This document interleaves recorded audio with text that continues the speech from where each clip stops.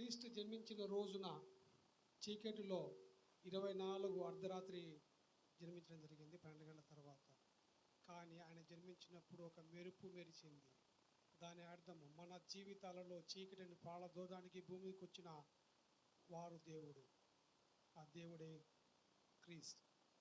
So దుఃఖంలో ఉన్న వాళ్ళ దుఃఖాన్ని పారదోలి సంతోషం ఇవ్వడానికి ఆయన మన ముందుకు వచ్చారు. సో ఇదంతా మనం గమనించాలి.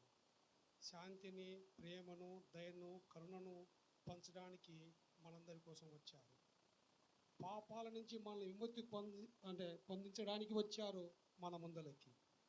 సో క్రిస్మస్ అనగానే ఇది ఒక పండగ వాతావరణం. కానీ మీరందరూ గుర్తుపెట్టుకోవాల్సింది, మనము ఏం చేస్తున్నామో ఆ క్రీస్తు యొక్క మార్గంలో మనం నడుస్తున్నామా లేదా అనేది మీరు ప్రతి ఒక్కరు కూడా ఆలోచించుకోవాలి.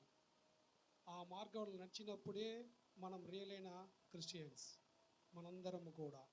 కాబట్టి ఈ సెమీ క్రిస్మస్ వేడుక ఆరంభించిన ప్రతి ఒక్కరికి ధన్యవాదాలు తెలుపుకుంటూ, మీరందరూ కూడా ప్రభు చూపిన మార్గంలో నడుచుకుంటారు నమ్ముతూ. అందరు నమ్మకం ఉంటేనే దేవుడు. మా మటుకు మేము చెప్తా ఉన్నాము, చిన్నప్పుడు కృపమ్మ గారని ఉండేవాళ్ళు.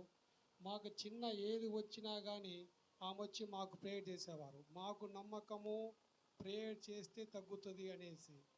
నమ్మకం ఉంటేనే దేవుడు.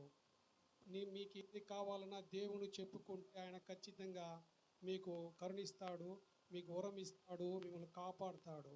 సో ఇది గుర్తుపెట్టుకొని దేవుని మీద నమ్మకంతో ఉండండి. దేవుడు చెప్పిన మార్గంలో నడవండి. ప్రతి మందికి మార్గదర్శులుగా ఉండండి కోరుకుంటూ, అందరికీ సెమీ క్రిస్మస్ శుభాకాంక్షలు తెలుపుకుంటూ అవకాశం ప్రతి ఒక్కరికి ధన్యవాదాలు తెలుపుకుంటూ థ్యాంక్ యూ వెరీ మచ్.